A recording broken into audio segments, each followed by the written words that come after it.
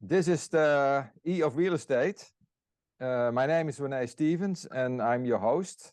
My guest today is David Verdesi, a spiritual adventurer and anthropologist who went on a search for superhuman abilities but found also himself.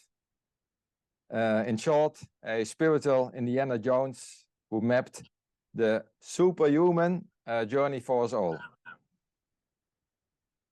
David Verdesi has dedicated his life to seeking to achieve his full potential, the peak of Maslow's hierarchy. He applied mind training, compared wisdom traditions from around the globe, methods of rigorous training discipline, and altered states of consciousness during his adventurous hero's journey. As a wandering anthropologist, he went on a journey across the world and around the world for some 30 plus years, I understood, to find life's purpose, but also some people with extraordinary abilities. And from his ongoing quest to discover and understand the full potential of what it means to be human, David Verdesi has distilled practices and adapted them to modern life. He developed a blueprint with a new algorithm of practices, which he teaches as a life coach. So I hope we can go a little bit into that later on. A spiritual Indiana Jones, as I said, who by his hero's journey through known and unknown territories of matter and mind became an extraordinary human himself. Welcome, David. Thank you very much, Rene. In this podcast, I would like to explore your thoughts, what it means to be a human being and how the outer environment affects us, especially in higher educational work environments where this podcast is all about. Mm-hmm. And normally I start from the outer environment towards the inner environment of humans. This time I would like to start the other way around and start with the inner environment. Outer environment I describe as consisting of three parts: physical, digital, and social. Although it's not so much about the separate parts, as well about the integrated whole, the ecosystem of bricks, bytes, and behavior. An inner environment of humans you could approach by the continuum of matter to spirit, so the body, mind, heart, and spirit complex. And also there it is not about the parts, but about the integrated whole. In your documentary, Book of Knowledge, you start with some quite interesting questions. Who am I? Where am I within myself? And where am I within the boundaries of this reality? So after a search of about 3 decades, what have you discovered? Who is David Verdesi truly? And what is a human being in general, truly? Can you elaborate on that, please? Those are big questions that I think each, yes. each one has to find his or her own answer to.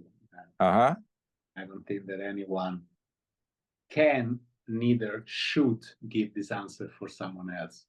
Mm-hmm.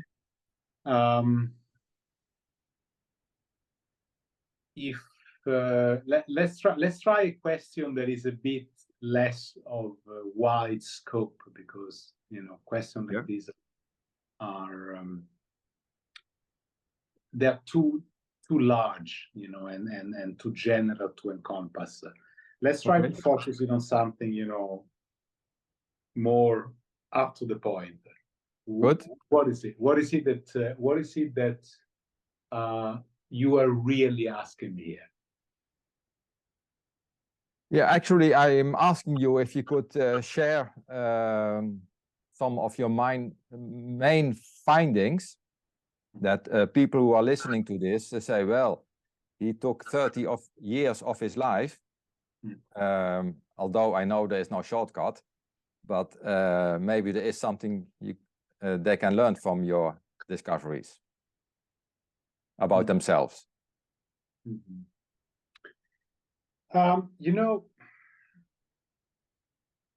there are a lot of cliches, and the cliches are cliches for a reason, because they are archetypal. So if I am to tell you that after a 30+ year journey, the answer is love, is a cliche, but it's also true.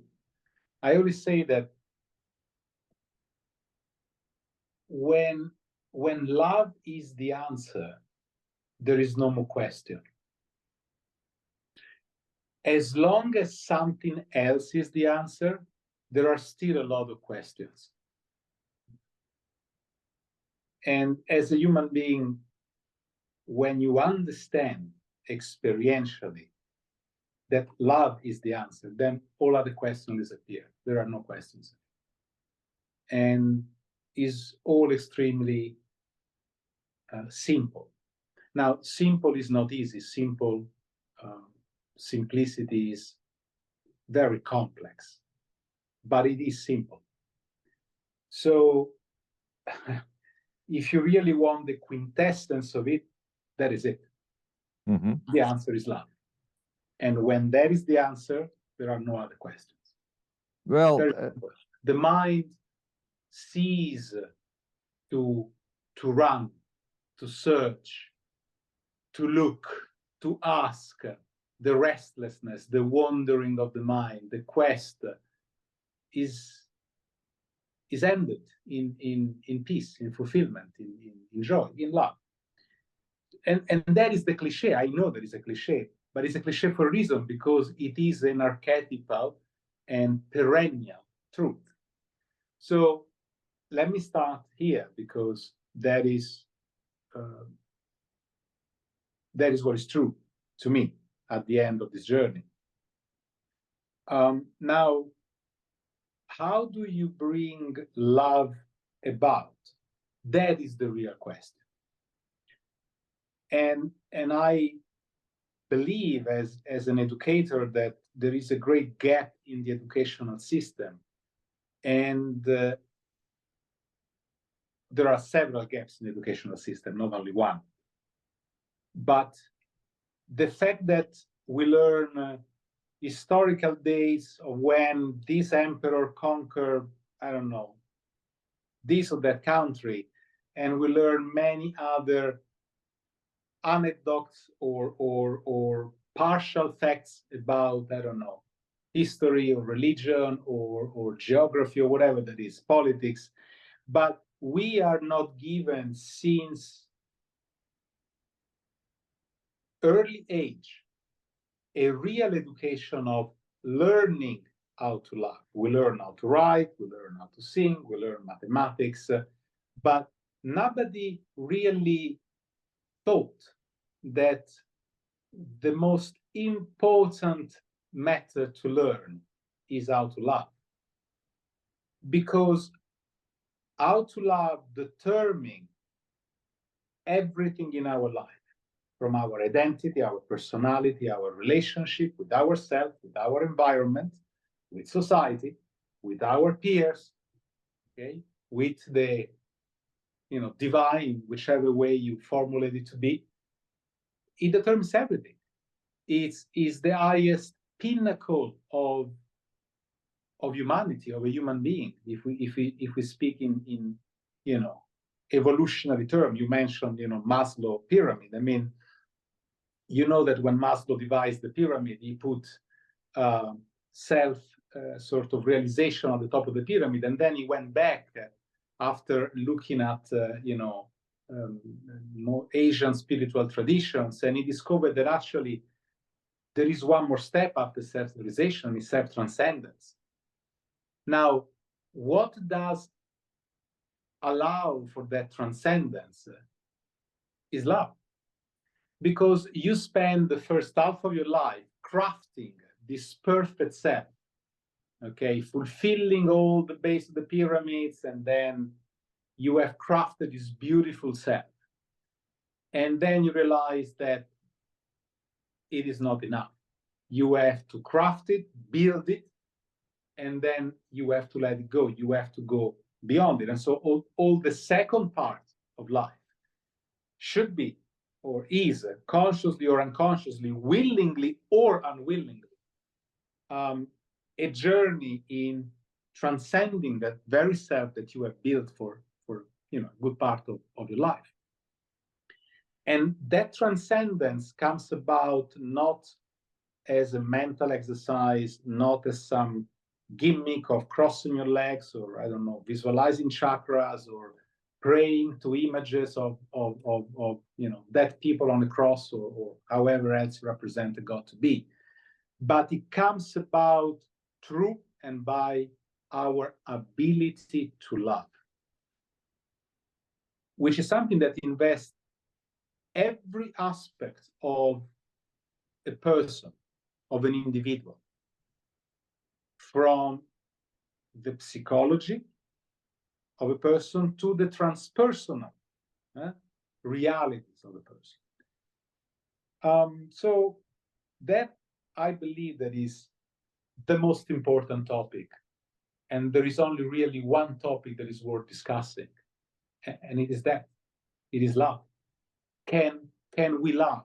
What is it that is keeping us from love? What walls have we built around it? As Rumi, the Sufi, poet, used to say, your only work is to destroy the walls that keep you from this love.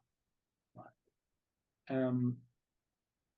And I believe that is right on point. Anything else is a futile conversation because it's limited. Love is effervescent, is unlimited. The more you use it, the more you practice it, the more it grows. Is an infinitely renewable energy, the only infinitely renewable energy. All other energy forms, physical or metaphysical, they tend to be exhausted. Okay. Love is unique because of this very nature. It exponentially grows the more is practiced, the more is lived, the more is felt. So an education in learning how to love, in loving, in generating this emotion, because love is not some complicated intellectual philosophical discussion. Love is an emotion that you feel in your heart, okay, and it in its effervescence, it then spread everywhere and puts wings on your feet and makes you feel alive. Okay. So how do we cultivate that in our life? That is the question. And I came to, create to a certain extent, a talk and a whole concept. I'm actually even thinking to write, about it. I call it the 15-minute solution. And the 15-minute solution is, can you practice and be in love 15 minutes every day? And if you can do that, well, not only, of course, your life, will dramatically improve and radically change and transform, but you will be happy. Mm-hmm. You will automatically be in harmony between your inner environment, your outer environment. There will be coexistence and synergy between the two aspects, and you don't need to be religious, you don't need to be spiritual, you don't need to be Christian, Muslim, Buddhist, Hindu, esoteric, or whatever. Mm-hmm. You just need to love. It's just beyond definition, and it's an emotion that is brought about by simple things. You can use everything to elicit that. Then can you make it an object of meditation, in the sense, in the etymology of the word meditation, that is medio stare, media istemi, to be placed in the middle. That's the original word of meditation. People use this word nowadays for, many things, but in its very simple etymological roots, it simply means to put something in the center of your cognitive ability. Okay, so can you make a meditation love? Can you put love at the center of all of your senses, of all of your perception, of your mind attention? That's then the second stage in the 15-minute solution. First, you learn how to generate. Okay, you rediscover how to generate. And then you learn to sustain it. Okay, and if you can do it 4 or 5 times a day, 2-3 minutes each time, just the time of an average song. Okay, when you put music, the average song that you listen is about 3 minutes. Okay, so just listening 3 songs a day, 3 to 4 songs a day, will already bring about a profound transformation. That is the answer that I can give you after 30 odd years. Okay, which I believe erase all other questions when it becomes an experiential reality, not an intellectual debate. Yeah, yeah. I follow you completely. I agree, because it has to be simple after so long time when you really find a truth. And sometimes I use the example when about people being in love. I never heard about somebody who is in love who went to a doctor and please do a check. Am I really in love? Because you just know when it is real. And I have the impression that you are also referring to that state that you just know. So yeah, there are no questions. There are no questions. It's simple. It's a primal emotion. It's the primal emotion that the child experiences toward these caretakers. Yeah. When it's simple, that a dog experience when you look at you or when you look at your child, or it's simple. It's not a very complicated, esoteric thing. Yeah. We all know it. We all know it. Yeah. Another thing that probably you can also shine a light on is there's a common saying that people have to follow their dreams. But there are also many people who say, I have a quest to awaken from the dream, whatever that is. To me, there seems to be a conflict. So follow your dream, be in a dream state, and awaken from the dream, what some called as reality, the matrix, or give it a name. Can you elaborate about this dilemma a little bit?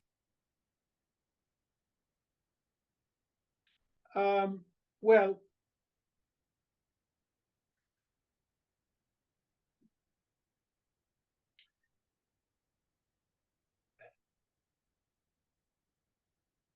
we'll need to put some context, because there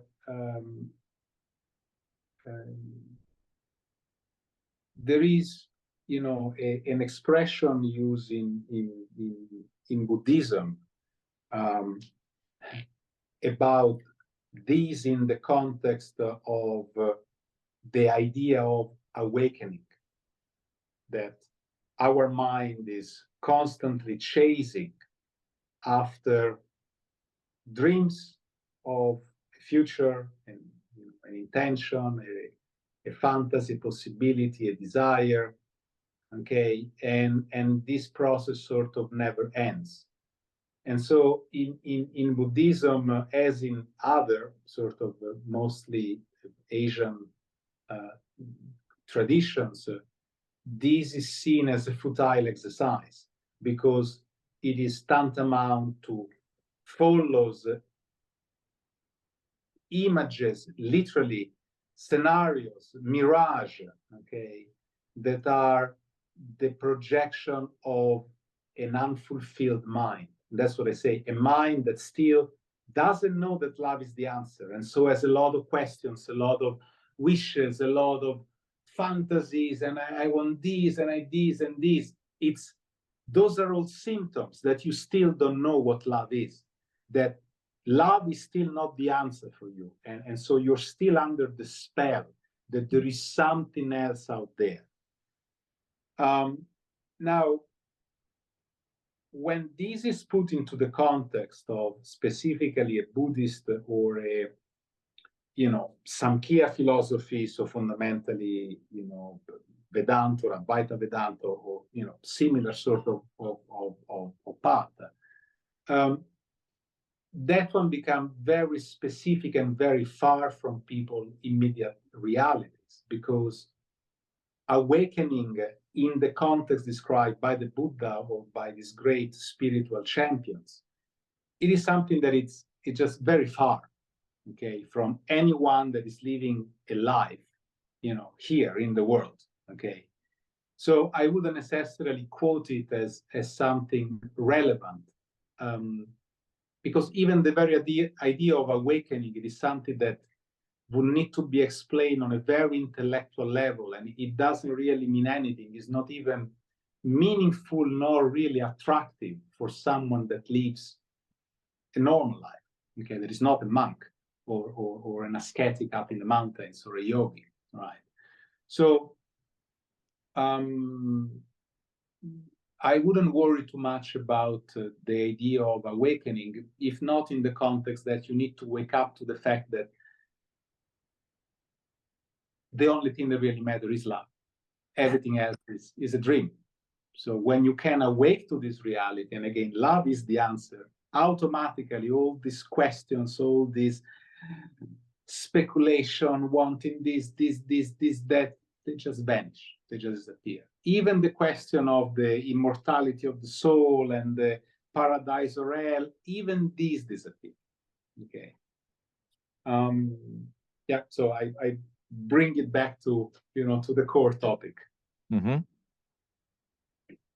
And I switch to another topic. In quantum mechanics, experiments shows that thoughts and emotions can affect the material world.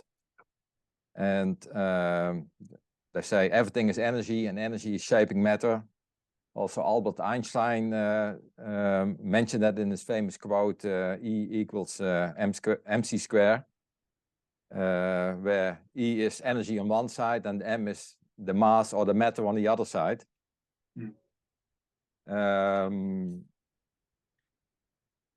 So how does the outer environment affect us as humans? And how do we affect the outer environment? So when there is a emotion of love, does that affect the outer environment, and vice versa? And well, those people you interviewed, or you lived with and practiced with all these many years, with their so-called superhuman abilities, yeah, they have an effect, I think, on the environment they live in. And again, environment is not just the physical; it can also be other people. Well, I mean, the Romans, they had an expression, mens sana in corpore sano. That means a healthy mind in a healthy body. So how mental states influence the environment in the immediate of the body first, and vice versa, of course, is a well-established fact, from psychosomatic to the placebo effect. I don't know very much about quantum mechanics, so I rather don't quote what I don't know exactly, but for sure, the recognition that there is an entanglement in the web of life, and so going back to the Buddha, everything is interconnected, okay? Everything is dependently originated. So everything depends and is influenced by everything else, right? And everything else is influenced by everything else. So we live in this very complex web of relationships, okay? This is for sure is a fact, and and how it goes from influencing the psychological influencing the physical influencing the psychological. This again, I think that it's a given fact. So we are constantly influencing our environment. If we speak of the immediate physical environment that is influenced by our mental states, and vice versa, how our physical states influence our mental environment. So logically, if you feel good in the body, if you have slept well, if you eat the right food for you, you know, generally you will be in a fairly good mental state, okay, as a baseline, okay. If you do sport and your body is healthy, you know, it will reflect and it will influence the environment of your mind. So there is a two-way connection between the so-called body-mind continuum, okay, that literally goes two ways, body into mind, mind into body, and they influence these two environments are actually one environment, okay, with a degree of different, let's say, solidity to a degree. And if we expand this one to a reflection of how then the interaction between the body-mind environments, to use the word that you prefer, influence or is connected with outer environment, well, in the very same way. I mean, the famous example that the very same street and houses and trees and city that you walk through every day, depending on your mood, your mental state, someday can be depressive and ugly, and someday can be, you know, joyous, hopeful, and beautiful. Okay, so how our internal states, you know, influence our perception of external reality. Also, this is fairly easily measured or at least experienced. Maybe it's not so easy to measure, but it definitely can be experienced. And vice versa, you know, when you are in a beautiful environment that is conducive to elevated thoughts or moods, it influences your mental state and your body feels. You know, you are in nature. You think, you know, for example, in Japan, they have this culture, this tradition of going into the woods, and sort of is considered sort of an health practice, because being immersed in nature immediately reflects on your state of anxiety or stress, and it even influences your cortisol level or anything. So the continuation, this continuum that exists between mind, body, and environment, I think it is something that empirically and experientially, if you just start to think about it, you will just recognize as a fact, as a matter of fact. And they go both ways, right? Your internal state can turn an ugly place into a beautiful place. If you are in love, they say that no place is ugly, all right? When you go to India, they always tell you that, you know, if you see, you know, whatever, the dirtiness or degrade around, just because your mind is not pure enough. You know, so to a pure mind, to an elevated mind, a mind that is in love and joy, nowhere is ugly, everything becomes beautiful, okay? And vice versa, it is also true, you know, that the environment has immediate effect on the mind. Well, if you sit into an hospital for 5 minutes, you know, generally you feel that, you know, there is something just unpleasant there, you know, right? Whereas if you are in a beautiful chateau somewhere in France, or on the you know, whatever is it, right, or on the Sea of Sardinia, right, that colors, that everything around influence automatically your mood. So the interconnectedness between either inner and outer environments is a matter of fact, is a reality. Now, I think that the question here is, although it's empirically known when it's observed and reflected upon, many people just don't maybe spend enough time thinking of the profound implication of this. Okay, so I think it's more a matter of making people aware of what's there all the time. We live in a miracle. We live in this, complex web of reciprocity and interconnection and dependent origination, meaning that every state depends on other existing state of the perceptorium, that is from the physical to the psychological, right? So we live in this just miracle, and it just needs to be pondered to be recognized as a miracle. Okay, and just doing that can give a sense of awe, of marvel, of elation, of perfection, of sort of the Pythagorean or Platonic, marvel at the wonder of the architecture of reality. Okay, and that is enough to elevate the human spirit, the human mind, to a new level, to contemplate what Plato called the highest good, which is beauty. Okay, not necessarily as aesthetical beauty, but the beauty that a mathematician can see in the beautiful mathematics of reality, or the beauty that a physicist can see in the elegance of the laws of physics. All right, and so what Plato called the highest good, it is something that we all can have access to if we simply open our eyes to observe the marvel, the beauty, the complexity that we are constantly immersed in, and how all the state, inner and outer and inner, psychological and physical, environmental and social, they all connect. They are always all connected when we see it. We just sometimes we are disconnected and we don't see it.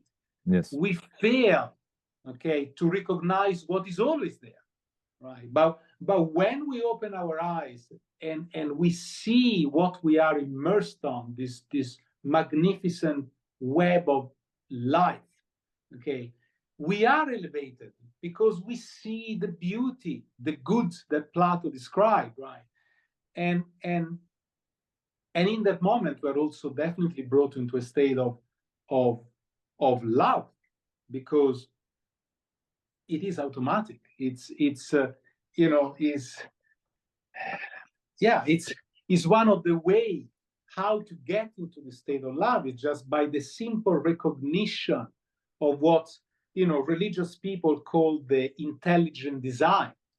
That sense of gratitude, of gratefulness that this incredible universe exists around us, right? So this whole thing with these superhuman abilities, it has no space in a human life, because you just need to have the instrument to see what is around you, and you don't need some special superpowers to see what is around you. Okay, to recognize what is there. You don't need superpowers to be in love. You don't need superpowers to be a Buddha. You don't need superpowers to be a saint. You don't need superpowers to be a good human being. You don't need superpower to recognize the intricacy, the complexity, and the wonder of life. You just need eyes to see it, right?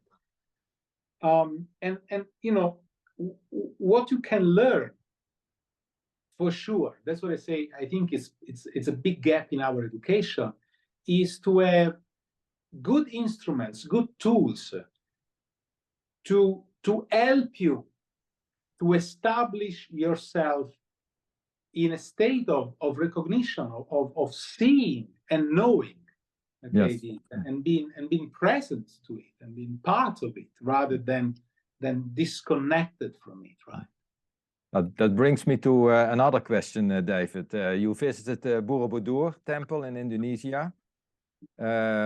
could you say that that structure and also other sacred structures has an effect on consciousness of humans? So when you are in that area, it will affect your state of being, it brings you in a state of general love? Like what I understood is that with mandalas, they emit a certain energy, and a yantra is a 3D mandala. So the temple could be seen as a 3D energy machine that affects you when you are there.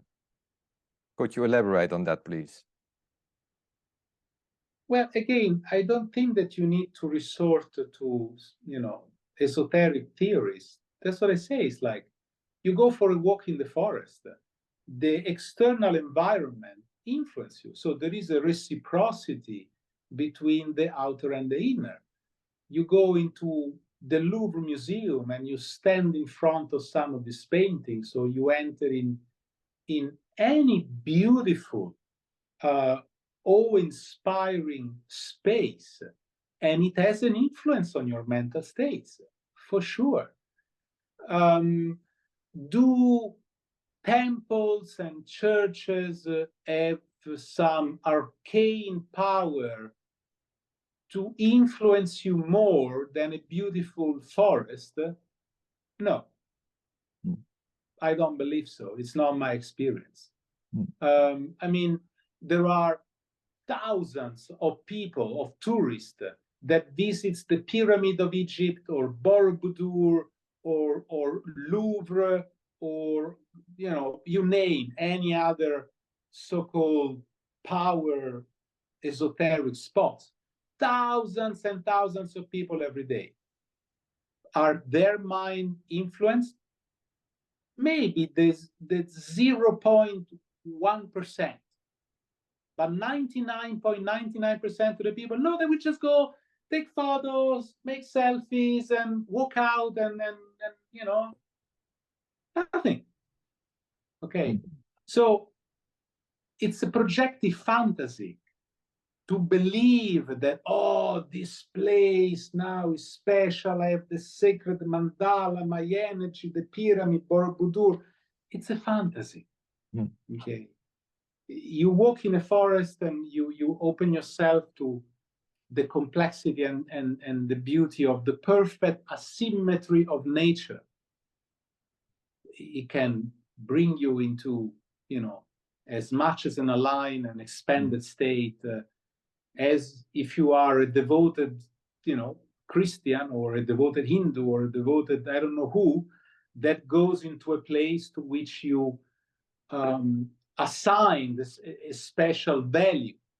And then, of course, that place will have an influence. I mean, it's like people go, oh, I go to the Pyramid of Borobudur, I feel something special. No, they don't. But they think that they do, because they have read somewhere that if they go there is some fancy theory that the torus, the energy, they have read it somewhere and they have convinced themselves of that. So when they go to that place, they will experience something. Right? But 99% of the people, if you don't first cue their mind into believing that you should experience something there, and you just make a placebo random experiment, you will not have any greater result than, again, of going somewhere else, okay, into a museum or I don't know, whatever, right? So I am a very very, very skeptical person of all these esoteric, whatever theories, personally. So I hear you saying that, or let me say it in a different way. Suppose you compare the outer environment with aiding wheels on a children's bicycle to help those children to balance. Is there a way that you can use the built environment as a kind of tuning fork to bring people in a certain state? And love is the answer, so in a state of love. Just like a natural forest or nature in general can bring you to tears. I have to experience myself when I was in Altai Mountains in Siberia. I started crying all of a sudden. for no reason. When you go to the to the mountains and you watch a beautiful sunrise or a sunset, and sometimes just that bring about an emotion that you can't explain, and that is it. You don't need anything very complicated out of it, and you definitely don't need Borobudur or I don't know who or which pyramid to bring you to that state. I mean, if you are a religious inclined person, of course, if you enter in some beautiful European church, you will feel a sense of awe. And I don't deny that architecture, the creation of space does create specific vectors of forces, of electromagnetic fields. I don't deny that. It's a fact. Okay, that is a scientific fact. But if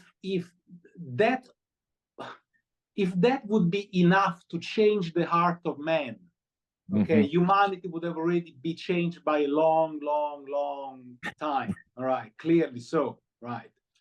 So we cannot rely on some architectural gimmick to bring about any real change in human, mind, consciousness, or something. But for sure, there is a response that our mind responds to in relation to the environment that is placed in. And so certain environment, they bring about, for sure, certain either emotional states or at least a change in mental states, for sure. This is a fact.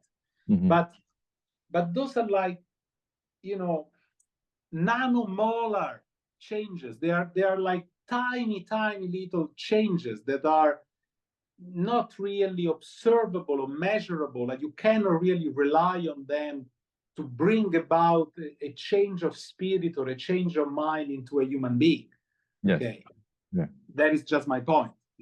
Yeah, exactly. That is also my understanding after many years of working in this field, that in the end it's all about human beings and not about these structures. And you can feel very depressive, but a most beautiful building will not change that much. Exactly. And the other way around, when you are happy, then and you see through the dirt in India, yeah, indeed. So when we are coming back to human beings, as you said already in the beginning, it's all about love. You have another intriguing quote on your website. True luxury is not material. The power to finding and creating one's happiness is the real luxury of life. Sorry, Rene, can you repeat, please? True luxury is not material. The power to finding and creating one's happiness is the real luxury of life. That's what one of your quotes on your website. And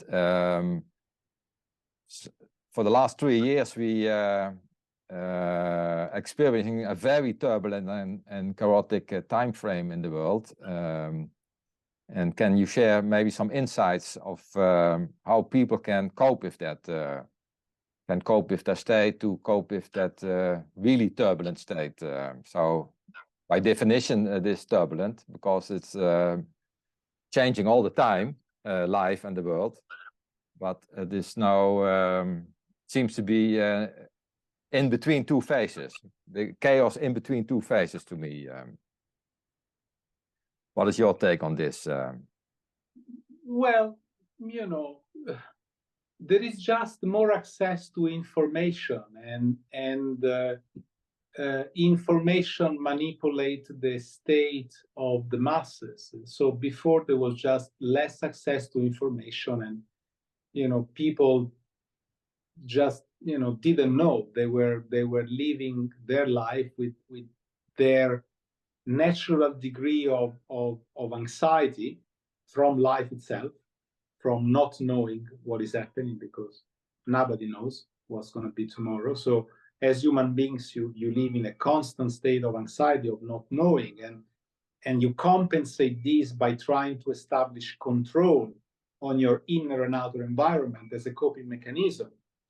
So this is sort of, and I don't want to sound, bleak or negative. Again, sort of, matter of fact, sort of is the condition, of our mind, of our life.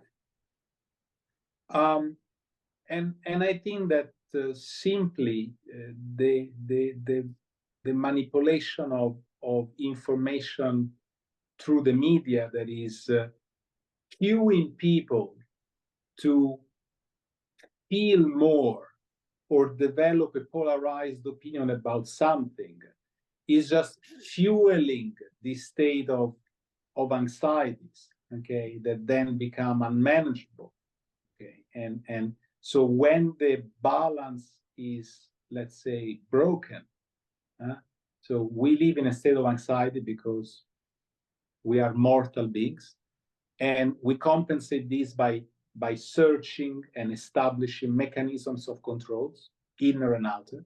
That's nature, okay? But when this balance is off, so when the degree of perceived anxiety is greater than your ability to cope with it, so that means to establish control on the inner and outer environment, then you go into depression. Because suddenly your coping mechanism, that is your immune system, psychological immune system, is just can't deal with it anymore, right? But if you ask me, are we in some, different condition that we were 1,000 years ago, or 500 years ago, or 10,000 years ago? No, it's all the same. But the degree of manipulated cueing of emotion and information that are crafted to generate very precise, polarized responses in the masses. This is new. But, people nowadays are, just to say, aware of, let's say, a virus, okay? Or nowadays the next fad, it's, a war. And just simply, you are aware of it because they told you so. And they told you who you should support and who you should not. You have been told to do that. But I can, assure you that if every person would take the time to dig into the number of other wars that are happening and were happening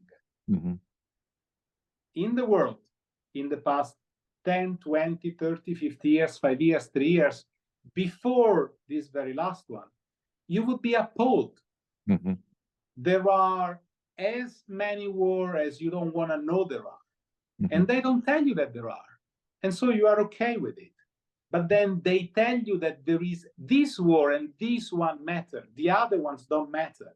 Yes. And so you are polarized to generating an opinion, a feeling, and an emotion specifically toward this one, not for the other 5, 10, 15 wars that are happening in the same time in parallel, with sometimes much greater casualties and more complicated ethical and moral issues around, right? And the same thing goes for, viruses and diseases and everything.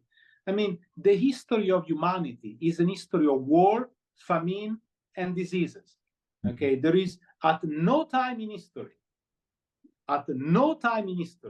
somewhere in the world, there was always at least 2, 3, 5, 10, 100 wars happening at all times. Yes. At all times in human history, somewhere in the world, there was an epidemic and somebody was dying. So there are not more wars now than there were before. Okay. But there is now a very sophisticated information or manipulation of information mechanism that affects people's minds. So how do we balance that? Well, sovereignty. You know, again, you go back to understanding, and the outer environment does influence you internally.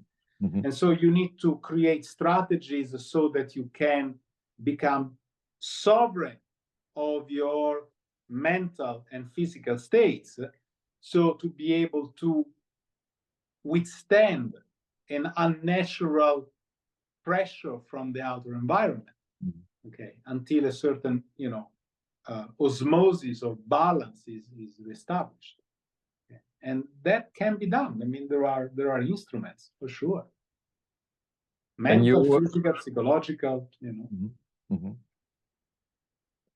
Can you give some examples for our listeners? I know in the core it is love is the answer, but can you give some practical advice what people could do to say, well, what David is saying, that makes sense. How can we strengthen ourselves to all these manipulated information streams?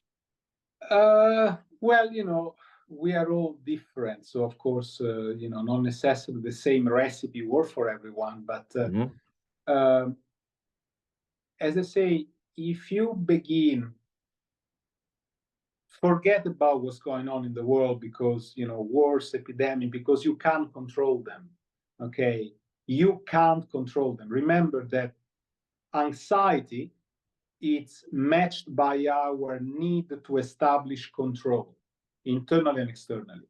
But there are certain anxieties that are too large or too artificially created that go beyond our coping mechanism of control. So you need to go back to what you can control, what you can establish control on, right? Because a lot of the rest, doesn't matter what, you like it, don't like it, they're not going to change it, okay? Right. And so everything begins with, you know, taking or establishing control in your immediate environment. And what is your immediate environment? Well, your mind, your body, your family, your house, your surroundings, your you know, your circle of friends. Okay, and if you already can establish a degree of harmony, okay, in this immediate environment, inner and outer, I would say that you are already in a good place. And how to do that? Well, again, there are many instruments out there. I mean, we live in an era of information for the good or for the worst. So, you know, you can find 1,000 different meditation courses, self-help, coaching, stretching, yoga, psychology. There is trillions of data out there. Okay. Personally, yeah, I mean, of course, it's like, you know, I have, you know, through many years found what worked or what I found interesting for me. So I can tell you, please, you know, come and try some of these practices that I taught. There are, you know, online courses that people can buy, right? You don't want to do that? Start with, I tell you, 15 minutes a day. Bring love at the center of your life, at the center of your meditation. Make it the center of your attention for 1, 2, 3 minutes at a time, because more than that is impossible. You start with 10 seconds, it's already amazing. Build up to a minute. Build up to 2 minutes. If you can build up to 2 or 3 minutes at the time, you know, you are already Buddha. You're already gonna be so much transformed and so much transformative for the people around you that you have done your duty. You have established that control, right? And control doesn't have a negative meaning here, okay? Control equal order, okay? It's entropy, okay, versus order. So you have brought back order into an entropic, chaotic environment, okay? And love is the highest order, okay? So you bring back that order, that means that control, you know, by practicing that, and it's not an intellectual thing, it's a feeling, it's an emotion. Rediscover. If you are religious, you can choose a short prayer and pray with your heart. If you are not religious, doesn't matter. Find your way to bring about that. Okay? Few times per day, 1 minute at a time. Try that. Just try that. Okay? Very, very practical, very profound, deep insights, but brought in a very practical way. I thank you very much, David, for your time. I think any more questions will just disturb the clear thought that you brought into this podcast. So, thank you very much. Thank you very much, Rene. Yeah, and I will add the links to your website where people, if they are interested, can find your teachings. And absolutely, again, absolutely. Thanks very much. Take care. Bye bye. Take care. Bye bye.